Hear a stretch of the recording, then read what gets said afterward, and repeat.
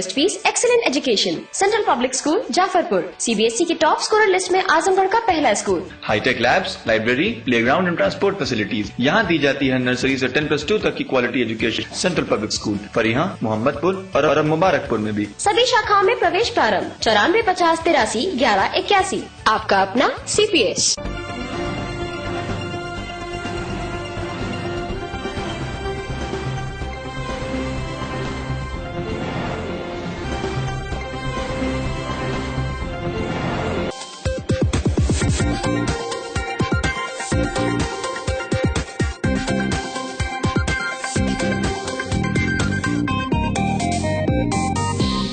मेघा पानी दे की जनपद वासियों की फरियाद आखिरकार शुक्रवार को पूरी हो गई।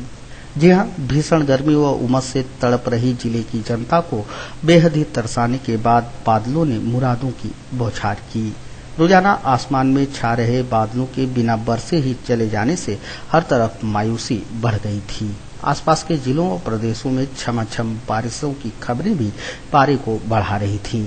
ऐसे में शुक्रवार की शाम जब बादलों ने मेहरबानी की तो लोगों के मन मयूर नाच उठे। Lowest fees, excellent education, central public school Jafarpur, CBSE की टॉप स्कोरर लिस्ट में आजमगढ़ का पहला school. Hi tech labs, library, playground and transport facilities. यहाँ दी जाती है नर्सरी से 10+2 तक की quality education. Central public school Fariha, Mohammadpur और मुबारकपुर में भी। सभी शाखाओं में प्रवेश प्रारंभ 9450831181। आपका अपना CPS।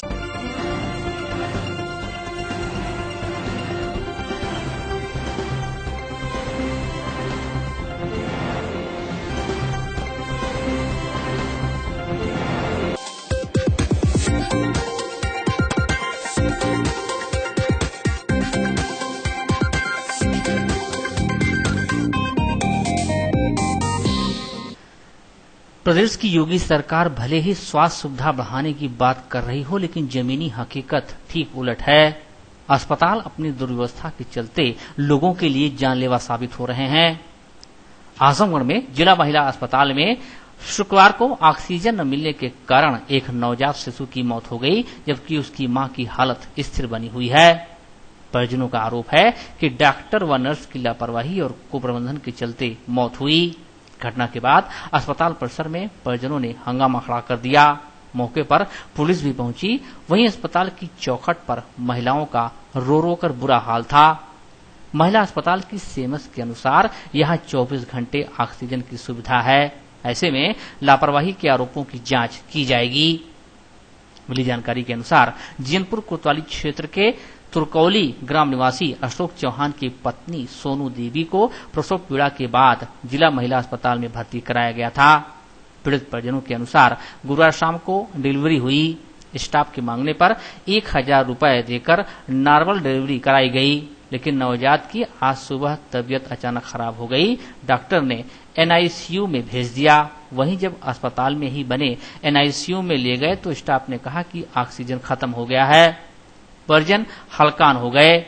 अस्पताल की एम्बुलेंस लेने का प्रयास किए तो वह भी उपलब्ध नहीं हो सकी। जब तक अन्य साधन लेने का प्रयास किया जाता तब तक बहुमूल्य आधा घंटा बीत चुका था और नवजात ने दम तोड़ दिया। वो हमारा भतीजा है।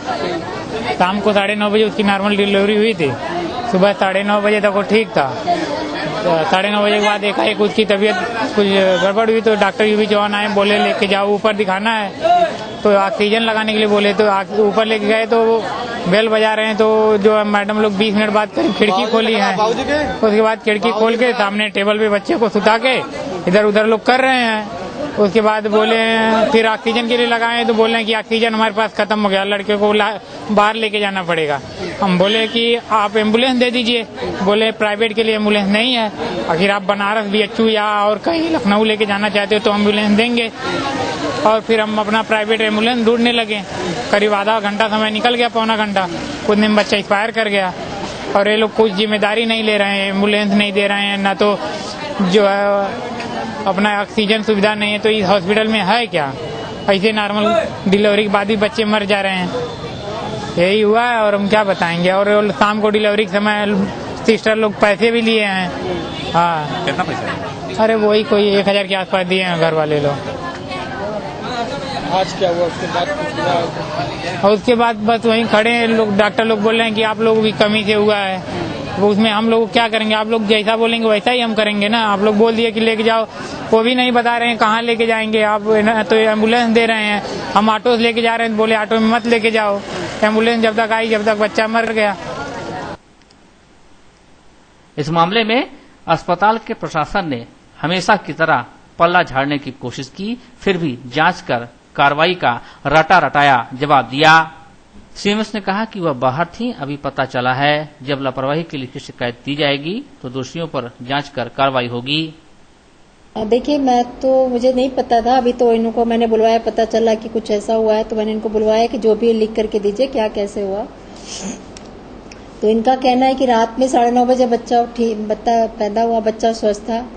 सुबह में डॉक्टर साहब राउंड पे गए तो भी बच्चा स्वस्थ था। उन्होंने उसको टीका के लिए बुलाया था, तो जब टीका कराने के लिए लेकर के गई है तो बच्चा इनका सीरियस था उस समय। तो डॉक्टर साहब ने कहा कि ऊपर एसएनसीयू में ले जाओ। तो ऊपर एसएनसीयू में जब ये लोग लेके गए तो बच्चा वहां पे शायद 10-15 मिनट जो भी था, उसके बाद वो बच्चा एक्सपायर कर गया। नहीं, मतलब जो मैं बता रही हूँ, बच्चा एक्सपायर कर गया। अब इनकी शिकायत है कि उन्होंने खिड़की खोलने में देर की या फिर ऑक्सीजन नहीं लगाया टाइम से, ये शायद मेरा बच्चा बच जाता और बच्चा सीरियस था तो मैं कहीं और ले जाता। इन्होंने मुझे गाड़ी का पता नहीं बताया। ठीक है, तो अब मैं लेटर अभी तुरंत बनवा रही हूँ। जैसे जैसे मुझे शिकायत इन्होंने लिख के दी, मैं तुरंत लेटर बनवा रही हूँ स्टाफ के लिए। अब उनसे बात करती हूँ कि ऐसा कैसे कह सकती है, हमारे एसएनसीयू में 24 घंटे ऑक्सीजन की सप्लाई है, तो ऑक्सीजन कम होने की कोई बात नहीं है। वही हम कह रहे हैं, क्या 24 घंटे ऑक्सीजन चलता है हमारे यहाँ। अगर कभी सिलेंडर में खत्म हो जाता है तो वहाँ बैकअप के लिए भी हमने कंसंट्रेटर रखा है कि किसी इमरजेंसी मरीज में बच्चे को लगाया जा सके परिस्थितियों में। तो ऐसा नहीं है कि ऑक्सीजन खत्म हो गया, या तो उन लोगों ने कहा कुछ, इन्होंने समझा कुछ, या फिर अगर उन लोगों ने ऐसा कहा है तो वो भी मैं देखती हूँ क्यों कहा, अगर ऐसा कहा है। Lowest best fees, excellent education, central public school Jafarpur, CBSE की टॉप स्कोरर लिस्ट में आजमगढ़ का पहला school. Hi tech labs, library, playground and transport facilities यहाँ दी जाती है। नर्सरी से 10+2 तक की quality education central public school Parihan, Mohammadpur और अब मुबारकपुर में भी। सभी शाखाओं में प्रवेश प्रारंभ 94 50 83 11 81। आपका अपना सीपीएस।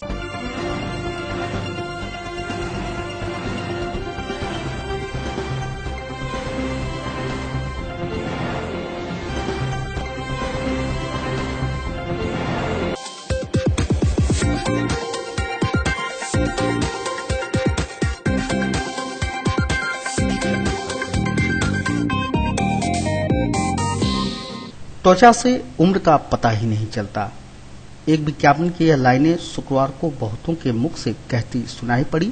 उस वक्त से जब लोगों तक यह खबर पहुंची कि आयुक्त आजमगढ़ मंडल नीलम अहलावत सेवानिवृत्त हो गई।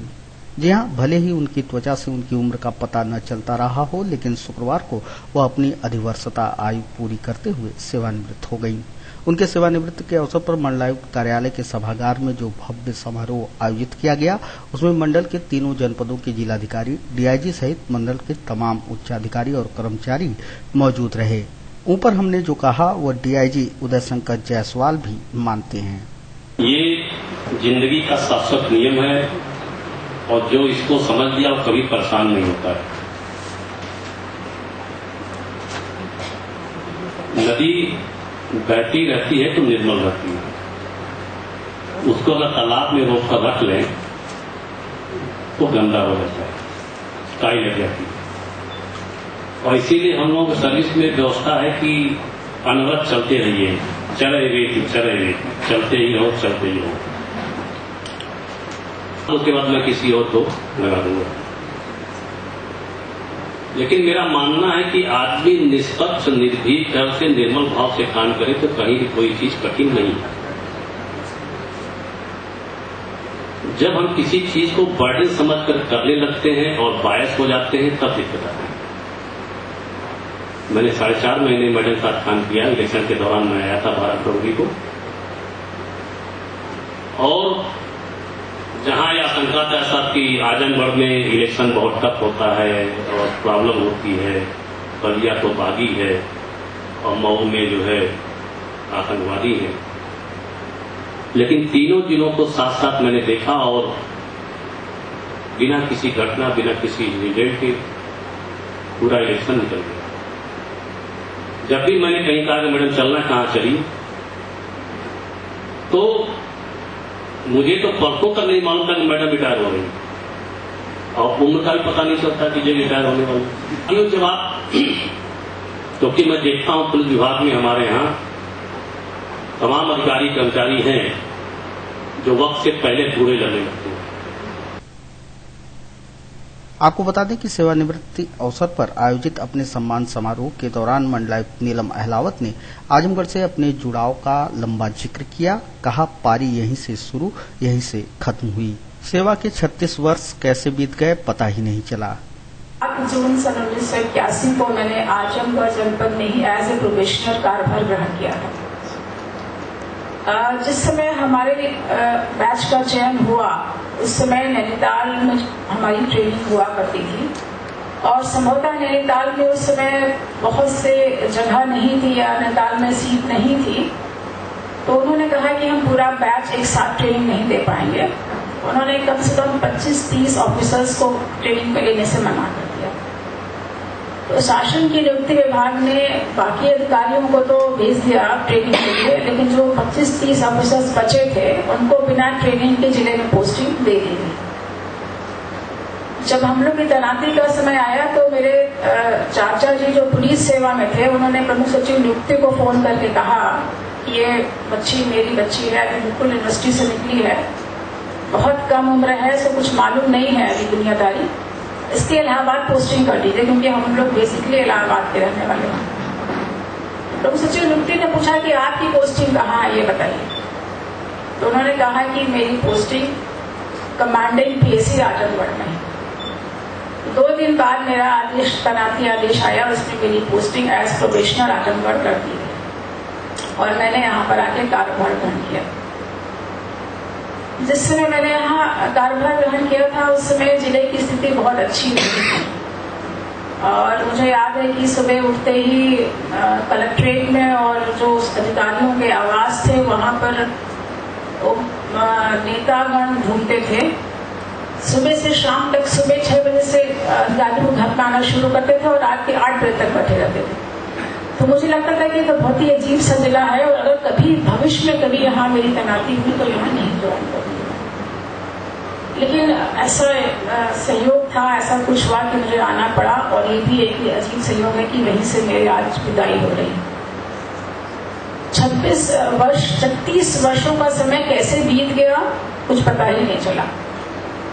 ऐसा लगता है जैसे कि कल ही की बात है, लगता है अभी तो कुछ दिन पहले ही ट्रेनिंग पे गए थे, इतना लंबा समय बीत गया। तो वक्त अपनी रफ्तार से चलता है, किसी के लिए रुकता नहीं। अपने संबोधन के दौरान मंडलायुक्त नीलम अहलावत ने यह संकेत दिया कि वह रिटायरमेंट की लाइफ अपने परिवार के साथ दिल्ली में व्यतीत करेंगी। उन्होंने बताया कि मां जिस दिन रिटायर हो रही है उसी दिन बेटी सेवा में आ रही है।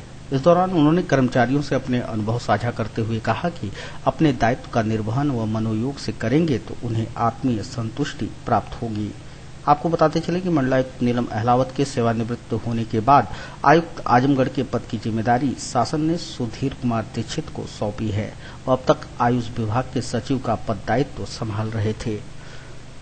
Lowest fees, excellent education, central public school Jafarpur, CBSE के टॉप स्कोरर लिस्ट में आजमगढ़ का पहला school. Hi tech labs, library, playground and transport facilities यहाँ दी जाती है। नर्सरी से 10+2 तक की quality education central public school Fariha, Mohammadpur और अब मुबारकपुर में भी। सभी शाखाओं में प्रवेश प्रारंभ। 9450831181। आपका अपना सीपीएस।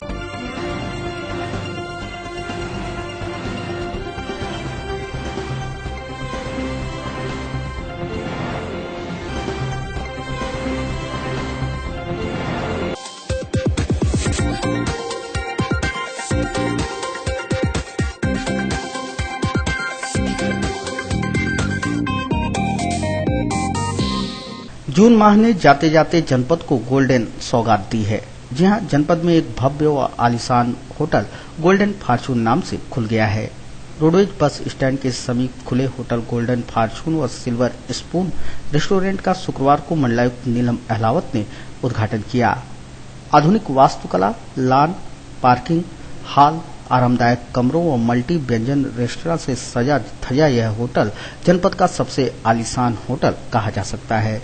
फुली एसी इस होटल व रेस्टोरेंट के उद्घाटन अवसर पर मंडलायुक्त नीलम अहलावत ने कहा कि जिले में ऐसे ही होटल की कमी थी जो पूरी हुई। आने वाले समय में आजमगढ़ की शान के पर्याय के रूप में यह होटल खुद को स्थापित करेगा।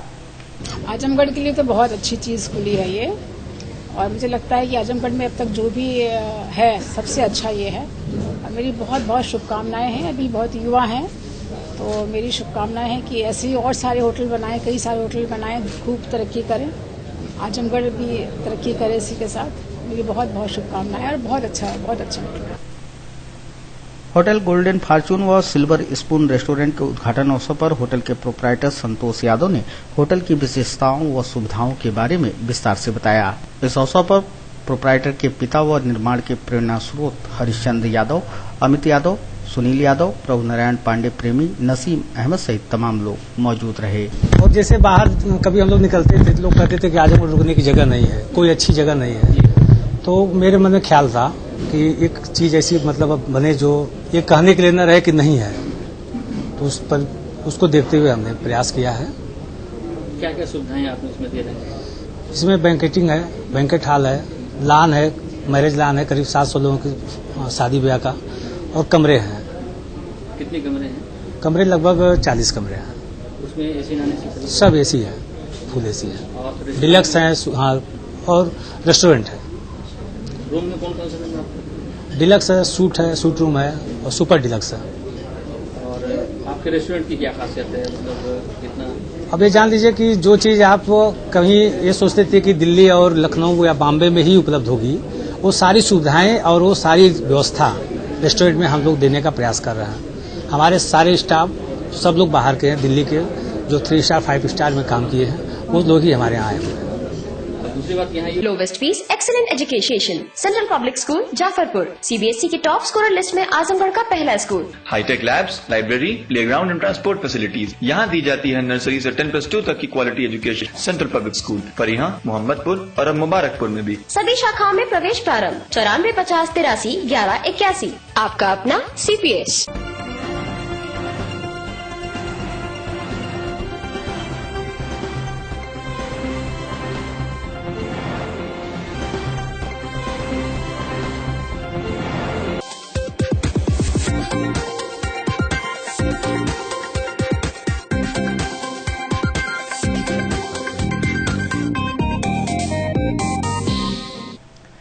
बिजली बिल जमा करने के लिए एक मुश्त समाधान योजना लाकर उपभोक्ताओं को भरपूर मौका देने के बाद विद्युत विभाग ने बिजली चोरी रोकने के लिए तेवर कड़े कर लिए हैं, जिसके तहत इन दिनों सैनिटाइजेशन यानी स्वच्छता अभियान चलाया जा रहा है।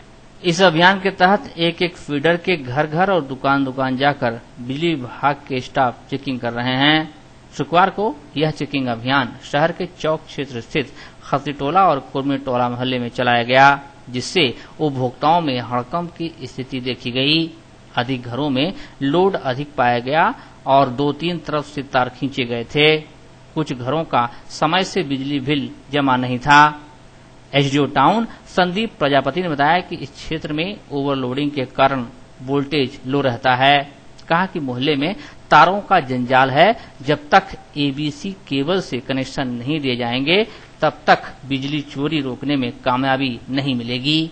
कहा कि चेकिंग अभियान 2 महीने तक चलेगा। उन्होंने बताया कि अभी तक उपभोक्ताओं को लोड बढ़वाने और बिजली बिल जमा करने के साथ ही कनेक्शन एक तरफ से लेने की हिदायत दी गई है। अगर सुधार नहीं हुआ तो दंडात्मक कार्रवाई की जाएगी। पर जो मुझे मेन समस्या समझ में आ रही है, हर एक घर में 3 कनेक्शन या 2 कनेक्शन है। यहाँ पर आसपास 2 जगह सप्लाई आ रही है। एक हमारे एटलस टैंक की सप्लाई आ रही है, एक पुराने पावर हाउस से आ रही है। तो इन्होंने क्या किया चालाकी में लोगों ने कि 2 कनेक्शन ले रखा है, एक उधर से भी एक इधर से भी, और जैसे ही उधर की सप्लाई जाती है उधर का इधर जोड़ लेते हैं, इधर का उधर जोड़ लेते हैं, जिससे यहाँ के जो सही उपभोक्ता हैं उनको बड़ी समस्या हो रही होगी मुझे। तो अभी मैं यहाँ पर देखा हूँ, एक अभी लेटर लिख दूंगा अपने बड़े साहब को, एक्शन साहब को, कि यहाँ पर एबीसी का कार्य कराया जाए और सबका मीटर जो है बाहर कराया जाए। और यहाँ पर वही जो पुराना हमने बताया था, यहाँ पर वही हालत है कि हर आदमी 3-3 4-4 केबल खींच रखा है। 2 मीटर से जा रही है तो 2 बाहर से जा रही है। ये समस्या हर जगह है। और दूसरी चीज, लोड के हिसाब से किसी आदमी का नहीं ऐसा कंज्यूमर सिंगल पाया गया हो जो लोड के हिसाब से अपना यूज कर रहा हो। हर आदमी का 2 किलोवाट का लोड है तो 3 किलोवाट 6 किलोवाट तक यूज कर रहे हैं लोग। इससे क्या है कि हमारा ट्रांसफार्मर बार बार जल जाता है। हम तो अपने कनेक्टेड लोड के हिसाब से ट्रांसफार्मर सैंक्शन करते हैं, तो ये समस्या बार बार आ रही है। अभी मैं बड़े साहब को भी लिखूंगा और एससी साहब को बताऊंगा कि यहाँ पर एबीसी का कार्य जितना जल्दी हो जाए, जिससे यहाँ पर चोरी हमारी रुक जाए। यहाँ पर मुझे बहुत ज्यादा ही चोरी दिख रही है कुछ, लेकिन हम कुछ कर नहीं पा रहे हैं क्योंकि यहाँ पर एबीसी नहीं हुई है। तो इसकी प्रॉपर चेकिंग तभी हो पाएगी। अभी चेकिंग रिपोर्ट भर के डिवीजन पर दिया जाएगा। इस चेकिंग रिपोर्ट के आधार पर मैं यहाँ पर रिकमेंड करूंगा अपने बड़े साहब को कि साहब यहाँ पर हमारे एबीसी केबल पहले कराइए, फिर सबका मीटर बाहर हो जाए, जिससे यहाँ के लोगों को प्रॉपर बिजली मिले और प्रॉपर रेवेन्यू भी सरकार को यहाँ से मिले। अच्छा, अंडरग्राउंड बिजली की भी व्यवस्था की गई थी और मिल जानी चाहिए थी, लेकिन तय सीमा बीतने के बाद भी नहीं मिल पाएगी। ये अंडरग्राउंड सेकेंडरी वाले एक्शन साहब से हमारे बड़े साहब ने वहाँ पर रहमतनगर में बात कहा था, तो यहाँ पर भी एनर्जाइजेशन का काम चलने की बात हो रही है। कुछ कहीं केबल पड़ नहीं पाई, उसकी वजह से ये रुका हुआ है। इसका भी मैं अभी बड़े साहब को बताऊंगा कि एनर्जाइज कर दिया जाए, जिससे यहाँ के जो ये ओपन कंडक्टर है जो उससे कटिया बारी हो रही है वो बच जाए यहाँ पर। तो यहाँ केवल एक सप्लाई हो, वो भी अंडरग्राउंड हो, जिससे प्रॉपर वोल्टेज लो वोल्टेज की समस्या आपकी दूर हो जाएगी। तो ये एनर्जाइज जितने जल्दी हो जाए वो हम लोग कोशिश करेंगे। तो ये तमाम कमियों चलती 24 घंटे का जो शासन का आदेश। हाँ, ये देखिए सरकार 24 घंटे ट्रांसमिशन एंड पे दे रही है, उसके बाद डिस्ट्रीब्यूशन एंड पे जो फॉल्ट होते हैं, चोरी होती है, जिसकी एक लोग का तार टूटता है, उसकी वजह से शटडाउन लेना पड़ता है। इसकी वजह से 24 घंटे नहीं मिल पाती, बस शटडाउन और ब्रेकडाउन में ही। अदरवाइज 24 घंटे हमारे बिजली घर पर आती सप्लाई। अभियान ये चलता रहेगा? हाँ, ये 2 महीने का संबल योजना है, ये 2 महीने तक चलेगा। उसके बाद अभी तो चेकिंग रिपोर्ट भर के कहा जा रहा है, परसों किया जा रहा है कि आप बढ़वा लीजिए। अगर उसके बाद भी आप नहीं करेंगे, उसके बाद तो अनुशासन कार्रवाई होगी, जेल भी जा सकता है आदमी, उसके ऊपर पेनल्टी लग सकती है, आरसी भेजी जा सकती है, जो भी प्राविधान है दंड प्राविधान उसी के हिसाब नहीं। ये शासन की ही मंशा है। शासन की मंशा एक संबल योजना चल रही है, सैनिटाइजेशन की सफाई कर दी जाए। जैसे एक फीडर आप पकड़िए, हर जेई वाइज एक फीडर लगाना है मुझे। जैसे हमने बदरका पर जो यहाँ बदरका के जेई साहब हैं, उनको ये फीडर दिया गया है कि आप बदरका फीडर के जितने कंज्यूमर है उनकी प्रॉपर मीटरिंग हो जाए, प्रॉपर बिलिंग हो जाए, जिसकी आरडीएफ होती है। कुछ लोग होती है कि मीटर के हिसाब से बिल नहीं बनती, उसका भी समाधान होगा कि आपका मीटर के हिसाब से एक बार बिल रिवीजन हो जाए, जिससे आप प्रॉपर तरीके से बिलिंग करें। ये भी देखिए। Lowest fees, excellent education, central public school Jafarpur, CBSE की टॉप स्कोरर लिस्ट में आजमगढ़ का पहला school. Hi tech labs, library, playground and transport facilities यहाँ दी जाती है। नर्सरी से 10+2 तक की quality education central public school Fariha, Mohammadpur और अब मुबारकपुर में भी। सभी शाखाओं में प्रवेश प्रारंभ 94 50 83 11 81। आपका अपना CPS।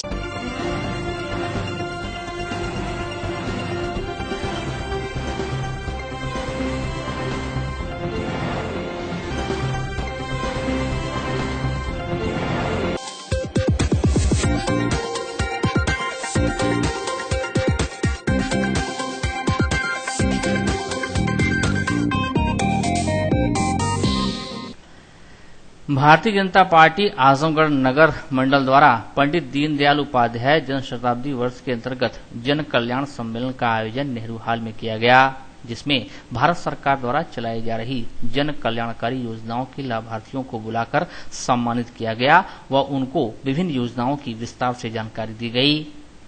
इस मौके पर कार्यक्रम की मुख्य अतिथि राष्ट्रीय उपाध्यक्ष महिला मोर्चा सीमा द्विवेदी ने कहा कि भारत के प्रधानमंत्री नरेंद्र मोदी जी भारत के गरीब जनता की समस्याओं से अवगत हैं। उन्होंने गरीबों को ध्यान में रखकर अनेक योजनाएं बनाई हैं।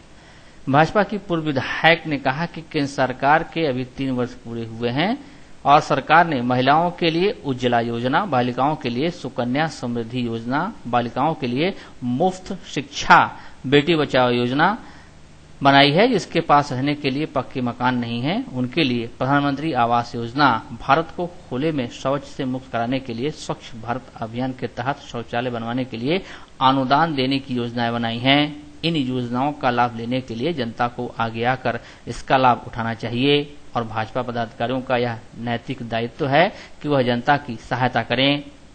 सम्मेलन की अध्यक्षता नगर अध्यक्ष विनय प्रकाश गुप्त व संचालन आशीष दुबे ने किया। इसका उद्देश्य यह है कि हम मोदी जी की जो योजनाएं हैं उस योजनाओं का जो लाभ मिला है सब लाभार्थियों को, वो लाभार्थियों की हम देखना चाहते हैं कि सही में उनको धरातल पर लाभ मिला है कि नहीं मिला है।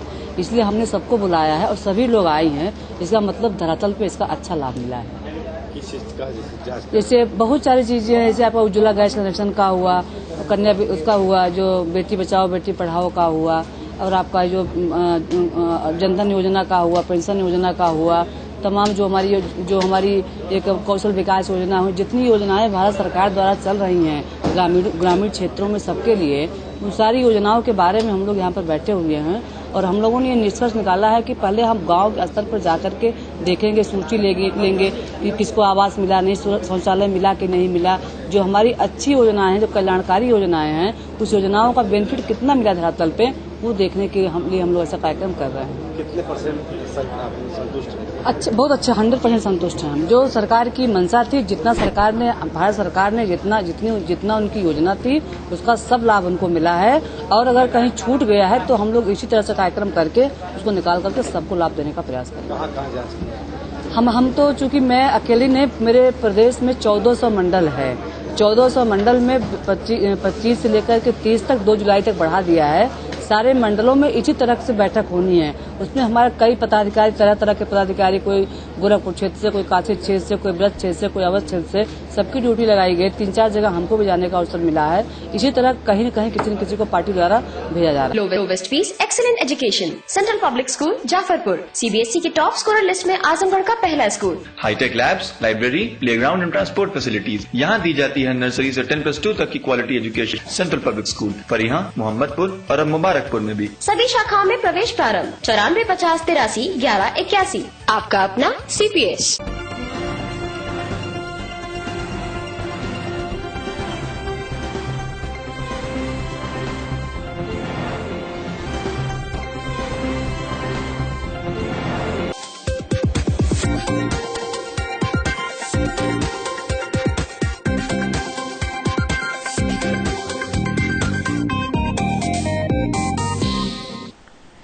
एक जुलाई से शुरू होने वाले नए कर कानून GST की खामियों के विरोध में उद्योग व्यापार प्रतिनिधि मंडल के प्रदेश नेतृत्व के आह्वान पर शुक्रवार को बुलाई गई बंदी का जिले में व्यापक असर देखने को मिला। व्यापारियों ने अपने अपने प्रतिष्ठान बंद रखे और इसके बाद केंद्रीय वित्त मंत्री अरुण जेटली को नामित 13 सूत्री संशोधन का ज्ञापन जिला प्रशासन को सौंपा। इस दौरान व्यापार मंडल के नगर अध्यक्ष संत प्रसाद अग्रवाल ने कहा कि सरकार ने GST लागू कर साहसिक कदम उठाया है, लेकिन इसमें कुछ खामियां रह गई हैं जिसे दूर किए जाने की जरूरत है। आज GST के खामियों के विरोध में 30 तारीख को उत्तर प्रदेश उद्योग व्यापार प्रतिनिधि मंडल के आह्वान पर आजमगढ़ बंद रखा गया है। ये GST की जो खामियां हैं, विकृतियां हैं, जो कानून में बहुत सी जटिलताएं हैं, उसके विरोध में जो है माननीय जेटली जी को एक पत्रक जो है DM के माध्यम से दिया जाएगा। Lowest fees, excellent education, central public school Jafarpur, CBSE के टॉप स्कोरर लिस्ट में आजमगढ़ का पहला school. Hi tech labs, library, playground and transport facilities यहाँ दी जाती है। नर्सरी से 10+2 तक की quality education central public school Parihan, Mohammadpur और अब मुबारकपुर में भी। सभी शाखाओं में प्रवेश प्रारंभ। 94 50 83 11 81। आपका अपना CPS।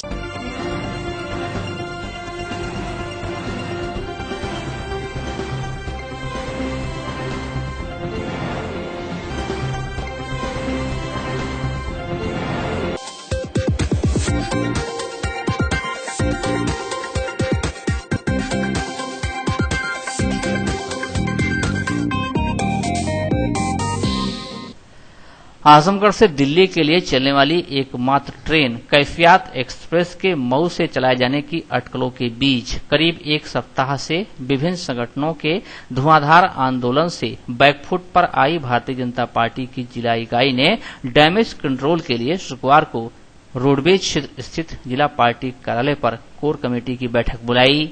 इस दौरान पार्टी की जिला अध्यक्ष प्रेम प्रकाश राय ने कहा कि कोर कमेटी के सदस्यों ने सर्वसम्मति से प्रस्ताव पारित किया है कि रेल मंत्री सुरेश प्रभु और रेल राज्य मंत्री मनोज सिन्हा को पत्र भेजकर मांग किया जाए कि कैफियत का संचालन हर हाल में आजमगढ़ से ही होना चाहिए।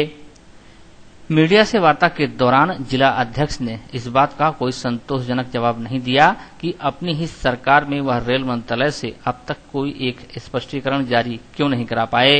बहरहाल पूरी वार्ता में वह गोलमोल जवाब देते रहे। आजमगढ़ जनपद से दिल्ली के लिए एक ट्रेन चलती है कैफियत, जो राजग सरकार के समय में ये आजमगढ़ से दिल्ली के लिए चलाई गई थी।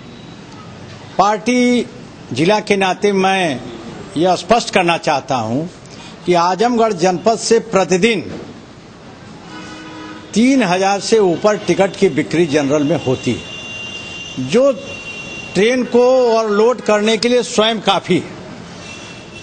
ऐसी परिस्थिति में जनपद की एकमेव ट्रेन को किसी मऊ के बगल के जिले से चलाने का कोई औचित्य नहीं है। परंतु सरकार स्तर पर अनेक लोग ऐसे होते हैं जो अपने अपने जिले के हित में परसुएंस करते हैं। भारतीय जनता पार्टी आजमगढ़ अब स्पष्ट रूप से माननीय सुरेश प्रभु जी रेल मंत्री और रेल राज्य मंत्री मनोज सिन्हा जी से पूर्व में ही मेल से पत्र लिख करके मांग कर चुकी है, किसी भी स्थिति में कैफियत एक्सप्रेस को मऊ से न संचालित किया जाए। आजमगढ़ की ट्रेन है, आजमगढ़ से ही चलने दिया जाए। ये पूर्व में भी हुआ। इस आशय की एक वार्ता हमारी माननीय मनोज सिन्हा जी से टेलीफोन पर हो भी चुकी है। उन्होंने मुझे स्पष्ट किया कि ये बात कहां से आ रही है, मुझे भी संज्ञान में नहीं है। मैं कल मंत्रालय जाके दिखवाता हूं कि ये बात प्रारंभ कहां से हुई। पूरे जनपद के अंदर आम जनपदवासी इस बात को लेकर आंदोलित है और भारतीय जनता पार्टी जिलाध्यक्ष के नाते मैं और पूरी कोर कमेटी, जो जिले के सबसे सुप्रीम कमेटी है जिसमें 12 लोग सदस्य हैं, वह आम राय बनाने के लिए जिले में एक कोर कमेटी का निर्माण हुआ है। आज कोर कमेटी का भी निर्णय सर्वसम्मत हुआ है कि किसी भी स्थिति में इसका संचालन आजमगढ़ के स्थान पर किसी अन्य जिले से न किया जाए, जैसे मऊ से। यह हम लोगों का सर्वसम्मत निर्णय है और इस पर हम जन भावनाओं के साथ पूरी तरह से पार्टी खड़ी है। लेकिन पार्टी का मर्यादा सर्वोपरि होती है। पार्टी के मर्यादा के अंदर जितना भी संभव होगा हम इसके लिए आंदोलन भी कर सकते हैं, मांग भी रख सकते हैं, दिल्ली जा सकते हैं, माननीय प्रधानमंत्री जी से भी मिल सकते हैं। Lowest fees, excellent education, central public school Jafarpur, CBSE के टॉप स्कोरर लिस्ट में आजमगढ़ का पहला school. Hi tech labs, library, playground and transport facilities यहाँ दी जाती है। नर्सरी से 10+2 तक की quality education central public school Parihan, Mohammadpur और अब मुबारकपुर में भी। सभी शाखाओं में प्रवेश प्रारंभ 94 50 83 11 81। आपका अपना CPS।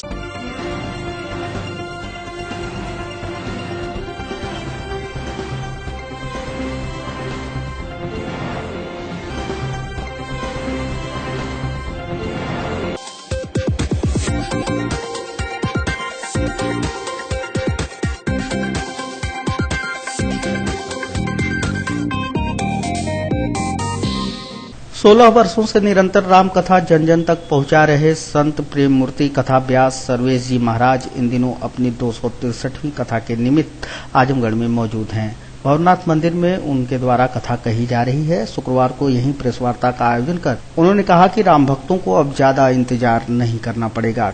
केंद्र व प्रदेश में काबिज भाजपा सरकार ने अयोध्या में 2017 तक श्री राम मंदिर का निर्माण नहीं कराया तो 2018 में संत व राम भक्त खुद कमान संभालते हुए अयोध्या में भव्य श्री राम मंदिर का निर्माण कराएंगे। उन्होंने कहा कि साधु संत मंदिर निर्माण के लिए स्वयं सक्षम हैं। जानते हैं 570 बार अभी दिनांक 20 जो है जून को और 18 मई को पूज्य महाराज जी गवाही देने गए थे। 570 बार श्री राम जन्मभूमि न्यास के वरिष्ठ सदस्य एवं पूर्व सांसद पूज्य वेदांती जी महाराज, जिनके हम कृपा पात्र शिष्य हैं, पूज्य महाराज श्री की इच्छा है कि अब प्रदेश में भी बीजेपी की सरकार आ गई है, केंद्र में भी बीजेपी की सरकार है, अब भगवान का भव्य मंदिर निर्माण हो, इसमें कहीं कोई देर नहीं लगना चाहिए। और अभी जो गवाही लास्ट हुई पूज्य महाराज जी की लखनऊ में, जिसमें अडवाणी जी भी मौजूद थे और साध्वी रितंभरा जी थी और मुरली मनोहर जोशी जी भी थे, योगी आदित्यनाथ जी भी थे।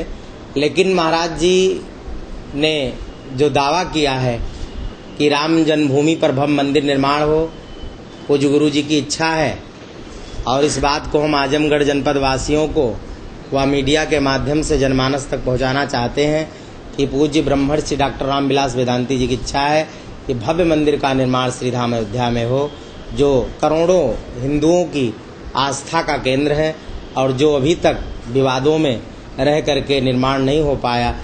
और सबकी इच्छा थी कि प्रदेश व केंद्र में अगर भाजपा आई तो ऐसा होगा, तो सभी से आस भी लगी है। और पूज्य महाराज जी का जो मेन उद्देश्य है वो भव्य मंदिर निर्माण का है। से साहब देखिए, केंद्र और प्रदेश का हम सभी 2017 लास्ट तक इंतजार करते हैं और अगर 2017 के दिसंबर तक अगर निर्णय नहीं लिया गया तो संघ, विहिप, आरएसएस, हिंदू युवा वाहिनी, बजरंग दल, दुर्गा वाहिनी, ये जितने भी हमारे धार्मिक संगठन हैं, ये सब मिलकर के एक प्लानिंग के तहत वह हमारे जो राम भक्त हैं, हमारा पूरा साधु समाज है, वो रोड पर उतरेगा और जगह जगह चक्का जाम। और अयोध्या जी में पूज्य वेदांती जी महाराज ने भी दावा किया है कि हम सभी मंदिर के निर्माण के लिए 2018 में मंदिर निर्माण किसी भी हालत में हो ही जाना चाहिए, ऐसा पूज्य महाराज जी का कथन है। आज मेरी वार्ता पूज्य महाराज श्री से फोन पर हुई, दिल्ली में है। महाराज जी ने बताया कि 18 में मंदिर का निर्माण के जैसे भी होगा और हम साधु संत मिलकर करेंगे। अब कोर्ट का फैसला और कोर्ट का इंतजार और पार्टी बीजेपी का भी इंतजार 2017 के लास्ट तक किया जाएगा, उसके आगे नहीं किया जाएगा। पूरी तैयारी कर ली गई है और साधु संत ही श्री राम जन्मभूमि पर भव्य मंदिर के निर्माण के लिए अग्रसर थे, अग्रसर हैं और रहेंगे। उसके लिए आगे जो भी आए कहीं पीछे नहीं हटना है। सबसे पहला काज राम काज है और राम काज से बड़ा कोई काज नहीं है। जैसे हनुमान जी का संकल्प था, राम काज किन्हीं बिना मोह कहाँ विश्राम, ठीक उसी तरह से हम सभी का भी एक लक्ष्य उद्देश्य बन गया है। अयोध्या के समस्त साधु संत, सभी अखाड़ा परिषद के महात्मा सब तैयार हैं और जल्द ही 18 लगते ही मंदिर बनना प्रारंभ हो जाएगा, ऐसा पूज्य महाराज श्री का उद्देश्य और विचार बना है। उन्होंने बताया कि मंदिर निर्माण के लिए लाल पत्थरों का निर्माण तेजी से किया जा रहा है। राजस्थान के 40 से 50 कारीगर अब इस कार्य में लगा दिए गए हैं। पहले बहुत कार्य स्लो चल रहा था, धीरे धीरे 2-1 लोग पत्थर तराशने में लगे थे। आज वहीं कम से कम 40 से 50 की संख्या में राजस्थान से अच्छे कारीगर बुलाए गए हैं, जो मंदिर के निर्माण के लिए जो लाल पत्थर रखे गए हैं उन पत्थरों को तराशने का कार्य जोरों पर जारी है और बहुत जल्द ही वो सारे पत्थर तराश लिए जाएंगे। Lowest fees, excellent education, central public school Jafarpur, CBSE की टॉप स्कोरर लिस्ट में आजमगढ़ का पहला school. Hi tech labs, library, playground and transport facilities यहाँ दी जाती है। नर्सरी से 10+2 तक की quality education central public school Parihan, Mohammadpur और अब मुबारकपुर में भी। सभी शाखाओं में प्रवेश प्रारंभ 94 50 83 11 81। आपका अपना CPS।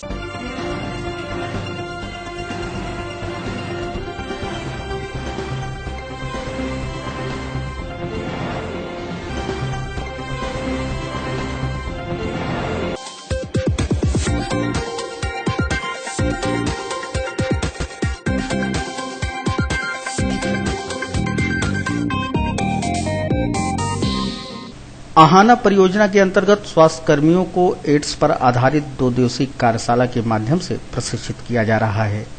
सीएमओ कार्यालय में संचालित इस 2 दिवसीय विशेष प्रशिक्षण कार्यशाला में ANM, स्टाफ नर्स व अन्य कर्मचारी इस मंशा के साथ प्रशिक्षित किए जा रहे हैं कि वह गर्भवती माताओं में एड्स के प्रसार को रोकने के लिए उन्हें सजग करेंगे। उनकी नियमित जांच कर सुरक्षित प्रसव को प्राथमिकता देंगी ताकि जच्चा बच्चा दोनों की सुरक्षा व स्वास्थ्य को सुनिश्चित किया जा सके। कार्यशाला के बाबत मुख्य चिकित्सा अधिकारी डॉक्टर SK तिवारी ने विधिवत जानकारी दी। हमारे यहाँ 2 दिवसीय HIV और एड्स टेस्टिंग पे कार्यशाला चल रही है, जिसमें कि हमारी ANM स्टाफ नर्सेज और BCPM और BPM पार्टिसिपेंट्स हैं और इनको एक ट्रेनर के रूप में यहाँ पे ट्रेनिंग दी जा रही है, क्योंकि ये जाकर अपने अपने प्राथमिक स्वास्थ्य केंद्र, सामुदायिक स्वास्थ्य केंद्रों पर समस्त ANM, समस्त स्टाफ नर्सेज और समस्त कर्मचारियों को ट्रेनिंग देंगे और बताएंगे कि HIV एड्स खास करके प्रेग्नेंट लेडीज में कैसे नुकसान पहुंचाता है, क्योंकि 30% केसेस ऐसे पाए जाते हैं जिसमें कि माँ को अगर HIV पॉजिटिव माँ है तो बच्चे में जाने की संभावना 30% बढ़ जाती है, तो पैदा होते ही उसमें HIV पॉजिटिव आता है। उसके लिए काफ़ी कुछ एहतियात और काफ़ी कुछ जांचों की आवश्यकता पड़ती है। वो जांच की समस्त सामग्री आ चुकी है। ट्रेनिंग देने के बाद ये लोग विशेष रूप से गर्भवती महिलाओं की VDRL टेस्टिंग जो सिफिलिस के लिए होती है और HIV टेस्टिंग मैंडेटरी है, मतलब हर एक का होना ही होना है, हर एक माता का ये टेस्ट होना है। और उसी के साथ साथ इनको इसकी जानकारी भी दी जा रही है कि कैसे इससे बचाव करें, कैसे ये फैलता है, जिससे कि ये जाके समस्त ANM और स्टाफ नर्सेज और आशाओं को बता सके। Lowest fees, excellent education, central public school Jafarpur, CBSE के टॉप स्कोरर लिस्ट में आजमगढ़ का पहला school. Hi tech labs, library, playground and transport facilities यहाँ दी जाती है। नर्सरी से 10+2 तक की quality education central public school Fariha, Mohammadpur और अब मुबारकपुर में भी। सभी शाखाओं में प्रवेश प्रारंभ 94 50 83 11 81। आपका अपना CPS।